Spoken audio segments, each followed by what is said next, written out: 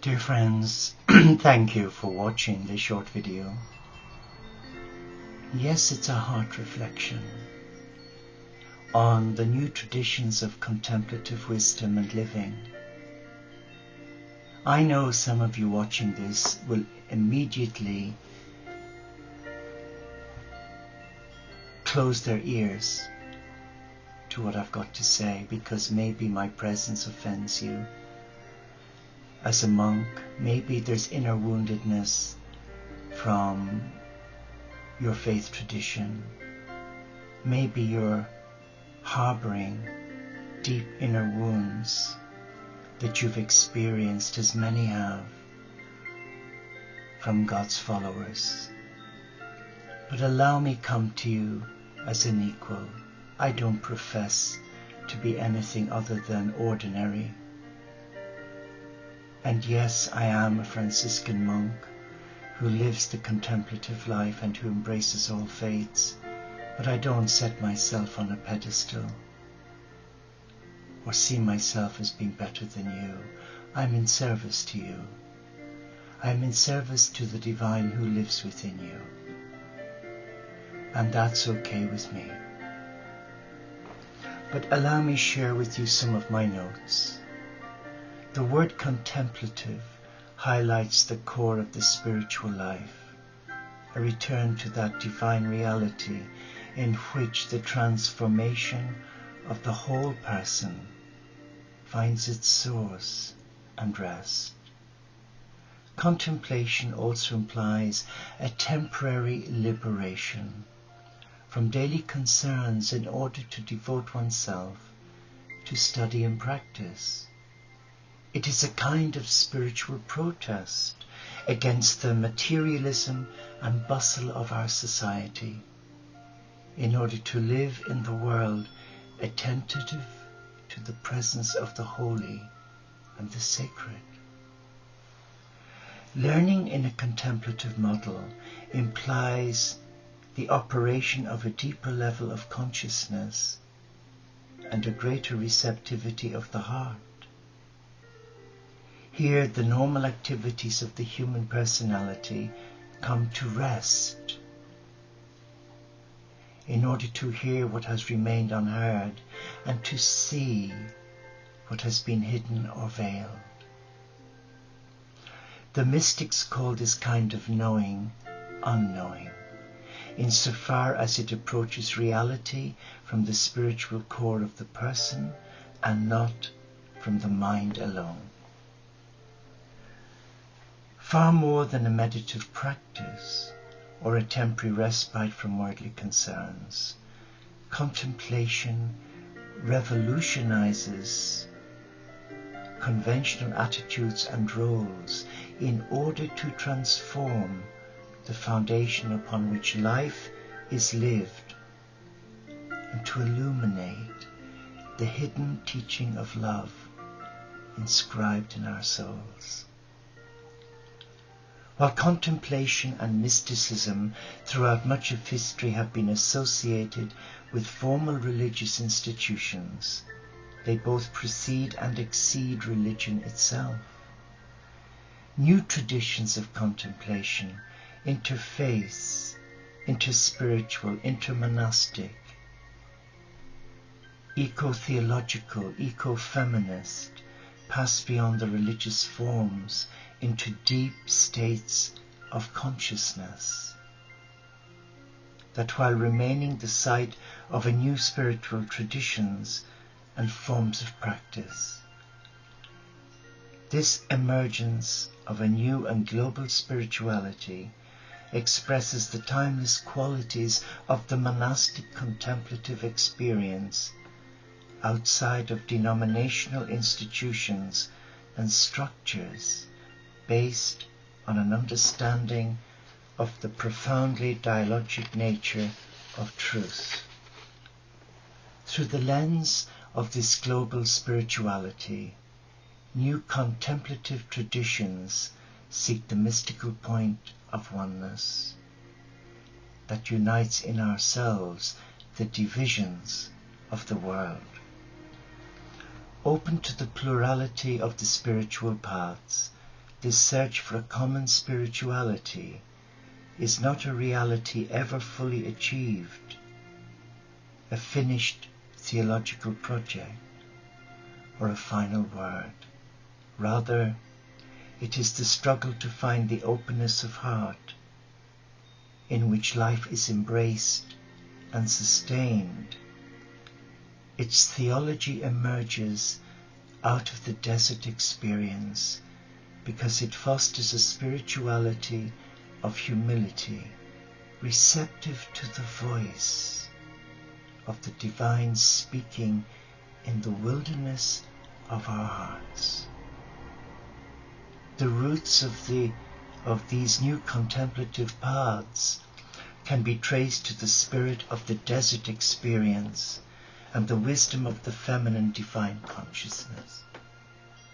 Based on the unity of the holy in creation, my work is committed to the practice and study of new spiritual traditions that are being realized in the hearts and souls of people from diverse backgrounds and orientations.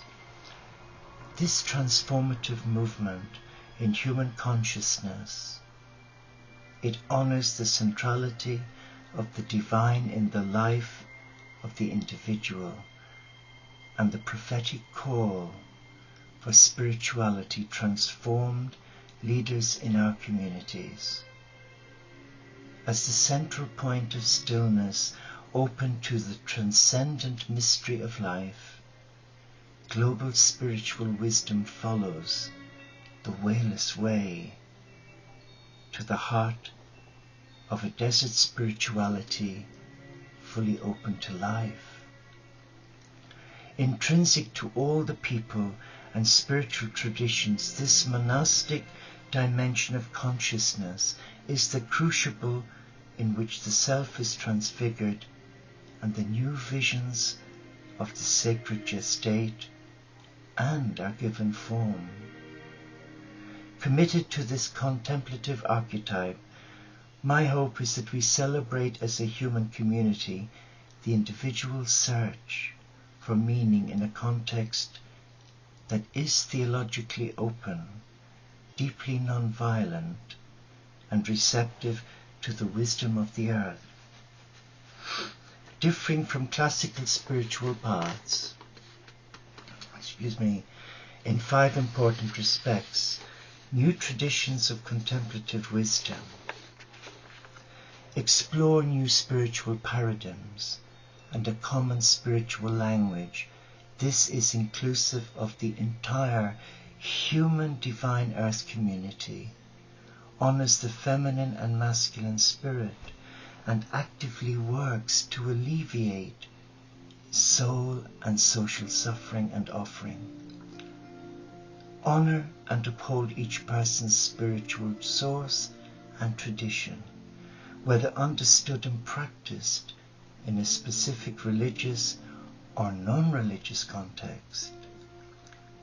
Embrace the shared legacy of the human spiritual quest, directed toward the heart of the contemplative ideal, rather than toward one tradition, prophet, or savior. Realize that in order to become effective co-creators in the formation of new spiritual traditions, individuals need to access to the sacred language, traditions and disciplines that have sustained countless humans through history. And finally, foster the coming together in community without adhering to a common location, religion, or structure. By the spiritual capacity for self-reflection, discovery, and growth, which from time immemorial has caused the human heart to measure itself against the splendor of an infinite horizon. May our hearts be touched by the beauty of creation and our souls be open to the inflow of divine mystery granted to us in this day. That really epitomizes the mission statement, core values, and our purpose of being as Interfaith Franciscans today. When St. Francis spoke to my heart at his tomb in Assisi, it was not part of my plan to go on a spiritual quest. I went out of curiosity to see this place, Assisi, but there was an internal longing. I have no words to describe it. I just followed my heart, and rather than take part in all the various Catholic services going on upstairs in the Basilica, I was drawn to this door. I went down the stairs and through this door, and there I knelt in this private chapel where Francis's body lay with all his followers and his friends behind him in the wall. And the peace, the stillness, and the presence evoked a response from me. Because up until then I sort of played footsie with God. How awful is that? And then I sensed a deep longing in my heart to be still and to be open. And then I sensed the words, embrace all faiths. Reach out to all faiths. Bring together the Teo community of Interfaith Franciscans so that all will come to the table of God's love and celebrate their divinity. And all I remember is I wept and wept and wept. And then in the interim days and months, I began to experience what the Christ experienced, rejection from his own people, where my own church found it difficult to accept me as a committed Catholic Christian, trying to set up an interfaith lay monastic community for different faiths to come. The doors were closing in my face, and there were moments of the dark night of the soul or the desert experience I read to you, where I felt so alone, like being adrift in a dinghy in an open, violent sea. It has not been an easy journey since April 2008, but there again, nor should I have expected it to be, for in my prayer the Christ was saying, hang in there. I never said it would be easy, but I do say I will always be with you. So my purpose in all of this as the founder of the Teo community is to be of service to the servants of God. I'm not here to create adulation or an egoic response. I'm here as a hands-on lay monastic. I don't profess to be an academic. I was a nurse all my life. I got into nursing as a young nursing monk through the skin of my teeth because I had no formal education, having left school at 11 to rear a young family when my mom was in hospital for several years. So I don't profess to be anything other than me. But the one thing I will say about my brothers and sisters of the Teo community, they are so committed to dedicating their lives to the Abrahamic God for interfaith unity and global peace.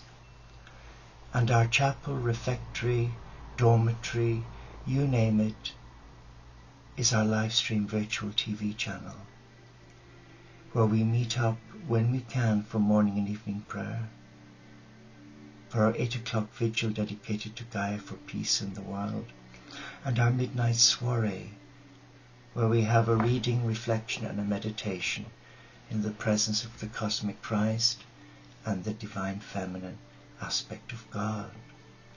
So there's a great challenge here for those who wish to live this life, because we've no framework like I had in the monastery. Everything was provided for you. Here we have to put together in place the structures that we need. But the beauty of living in a cyber community is that there's no control or fear. Because everything given is given in love. And what I've shared there about the new contemplative tradition, breaking away from the old monastic traditions, which really is slowly killing itself because of an adherence to rules and regulations that go back to the beginning of time, where there's no leeway, there's no breathing space. And people have said to me, "You're cracked, Brother Sean." I said, "Yes, I am cracked. Thank God I'm cracked. Because the more cracks I have, the more light of God that I can let in and touch my weary heart." Embrace your heart. Your heart is your teacher. It is the gateway to your soul. And your soul is the gateway to your God. Thank you for watching. And may the God of abundance bless you this day. And remember the words of Francis, if whatever you do today, do it well, and let it become your greatest prayer. Namaste.